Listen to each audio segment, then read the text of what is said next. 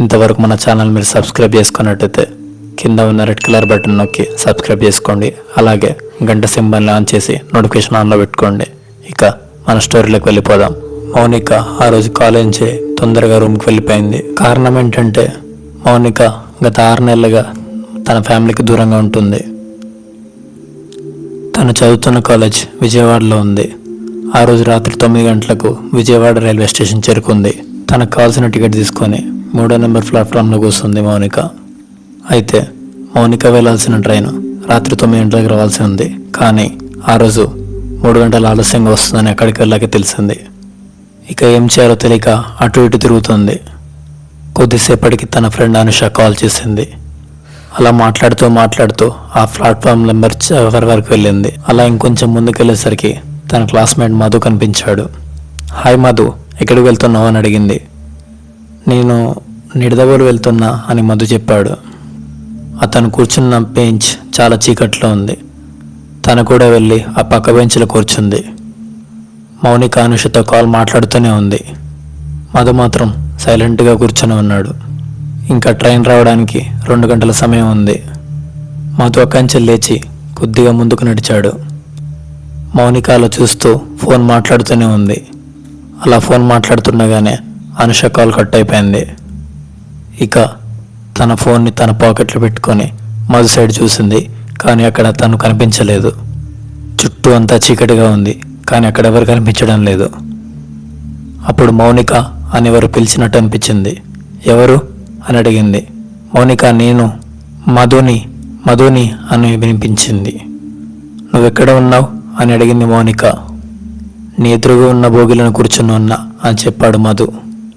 మౌనిక వెంటనే తన ఎదురుగా ఉన్న బోగి సైడు నడుచుకుంటూ వెళ్ళి అక్కడ చూసింది. మధు లైట్ వేసి అక్కడ కూర్చొని ఉన్నాడు. మౌనిక కూడా అక్కడ వెళ్ళి తన పక్కన కూర్చోాలనుకుంది. అనుకున్నట్టుగానే వెళ్ళి మధు పక్కన కూర్చుంది. మౌనిక అక్కడ కూర్చోగానే అక్కడ వెలుగుతున్న లైట్ ఒక్కసారిగా ఆగిపోయింది. ఆ బోగిలో మౌనిక మధు తప్ప ఇంకెవరూ లేరు. లైట్ ఆపడంతో ఆ బోగి అంతా చీకటిగా మారిపోయింది. అప్పుడు మౌనిక తన చేతిలో ఉన్న మొబైల్లో ఉన్న టార్చ్ను ఆన్ చేసింది.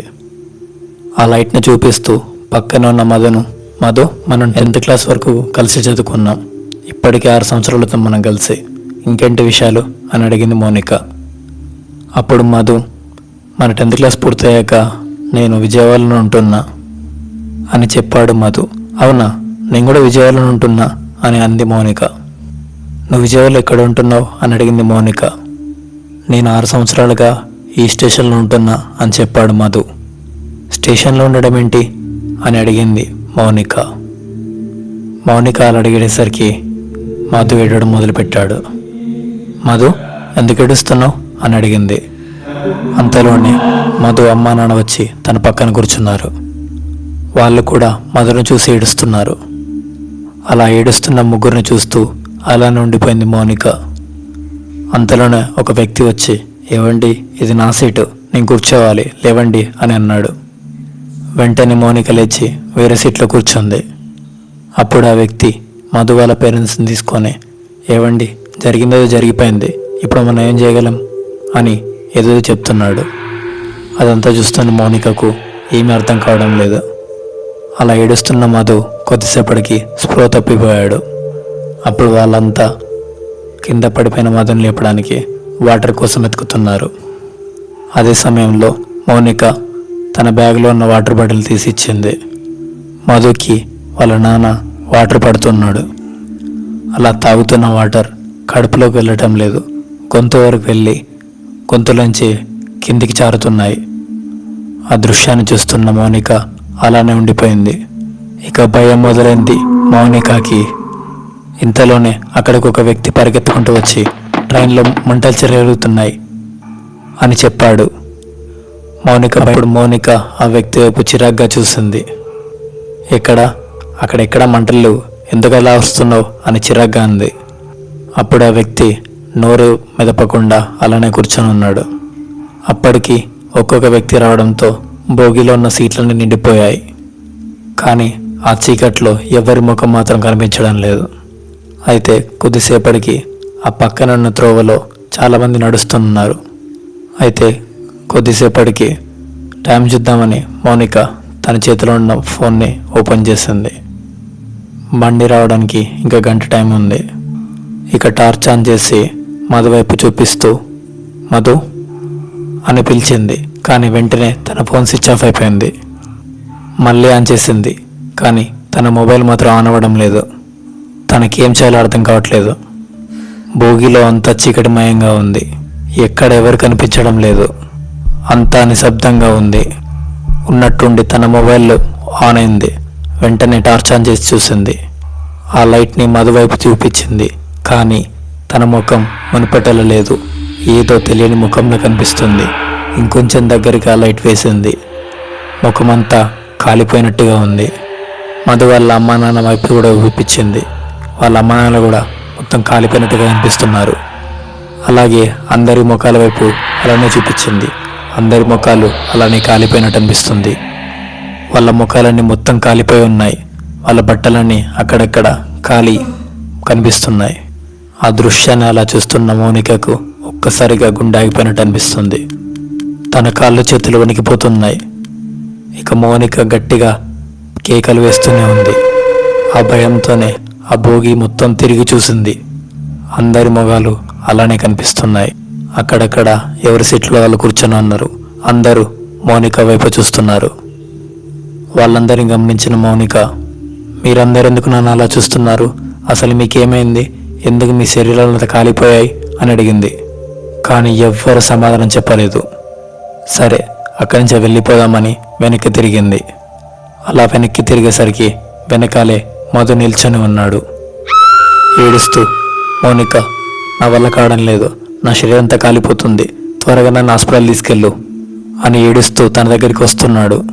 ఇక మౌనిక మధు నుంచి తప్పించుకొని బయటకు వెళ్ళాలనుకుంది. కానీ అక్కడున్న డోర్లన్నీ ఒక్కొక్కటిగా మూసుకొని ఉన్నాయి. మౌనిక భయంతో పరుగులు పెడుతుంది. ఎవరైనా ఉంటే కాపాడండి అని గట్టిగా అరుస్తుంది మౌనిక. ఉన్నట్టుండి భోగిలున్న వాళ్ళంతా మౌనిక వైపు రాసాగారు. మౌనిక వాళ్ళందరి తప్పించుకోవాలని అటు ఇటు తిరుగుతూనే ఉంది. తను వేస్తున్న కేకలు బయట ఎవ్వరికి వినిపించడం లేదు. కారణం ఏంటంటే ఆ భోగి ఉన్న డోర్లో కిటికీలు చాలా గట్టిగా బిగించి ఉన్నాయి. పైగా ప్రదేశం అంతా చీకటిగా ఉంది. పైగా అటు సైడ్ ఎవరు వెళ్ళరు. అలాగే మౌనిక కేకలు ఎవరికి వినిపించలేదు. మౌనిక గట్టిగా అరుస్తూ ఆ డోర్లను కొడుతూనే ఉంది. అలా కొద్దిసేపటికి ఆ దారి గుండా ఒక ప్రయాణికుడు వెళ్తున్నాడు. అతని చెవిలో మౌనిక చేస్తున్న రోదనలు వినిపించాయి. వెంటనే వెళ్ళి అక్కడికి చూశాడు. అతనికి మరింత గట్టిగా ఆ రోదనలు వినిపించాయి. ఆ డోర్ తెరవాలని ప్రయత్నించాడు, కానీ ఆ డోర్ ఎంతకు తెరుచుకోవడం లేదు. కానీ లోపల మౌనిక మాత్రం గట్టిగా ఏడుస్తూ రోదిస్తూనే ఉంది. నన్ను ఎవరైనా రక్షించండి అని పిలుస్తూనే ఉంది. అప్పుడు ఆ వ్యక్తి రైల్వే పోలీసులకు సమాచారం ఇచ్చాడు. వెంటనే పోలీసులు మరికొంతమంది ప్రయాణికులను తీసుకొని అక్కడికి చేరుకున్నారు. అతి బలవంతంగా డోర్ని ఎత్తితేయగలిగారు. లోపల భయంతో పరుగులు పెడుతున్న మౌనిక ఒక్కసారిగా బయటకు వచ్చింది. ఒక్కసారిగా ఆ ప్రయాణికులంతా ఏం జరిగింది అని చుట్టూ చూస్తున్నారు. అప్పుడు మౌనిక రాత్రి తనకు జరిగిందంతా వాళ్ళకి చెప్పింది. ఇక అప్పటికే ఉదయం 5 గంటలు కావడంతో అప్పటికి తెల్లారింది. రాత్రంతా నరకం చూడడంతో ఆ భోగి వైపు ఒక్కసారిగా చూసింది. ఆ భోగి అంతా కాలినట్టు కనిపిస్తుంది. అప్పుడు మౌనిక పక్కనున్న వ్యక్తి సుమారుగా ఒక 6 ఏళ్ల క్రితం షార్ట్ సర్క్యూట్ అవ్వడం వల్ల భోగి మొత్తం కాలిపోయింది. ఆ మంటల్లో 50 మంది వరకు కాలి చనిపోయారు అని చెప్పాడు. అప్పుడు మౌనిక ఆ మంటల్లోనే మధు వాళ్ళ అమ్మా నాన్న కూడా చనిపోయి ఉంటారు అని భావించింది. అప్పటికి ఉదయం 5 గంటలు కావడంతో తను వెళ్ళాల్సిన ట్రైన్ కూడా ఎప్పుడో వెళ్ళిపోయింది అని గ్రహించి వేరే ట్రైన్ ఎక్కి వాళ్ళ ఊరికి చేరుకుంది. సో ఈ స్టోరీ మీకు ఎలా అనిపించింది? ఈ స్టోరీ మీకు నచ్చినట్టయితే ఒక లైక్ వేసుకోండి. ఇలాంటి మరిన్ని వీడియోస్ కోసం మన ఛానల్ సబ్స్క్రైబ్ చేసుకోండి. తిరిగి మళ్ళీ తర్వాత వీడియోలు కలుద్దాం. Thank you.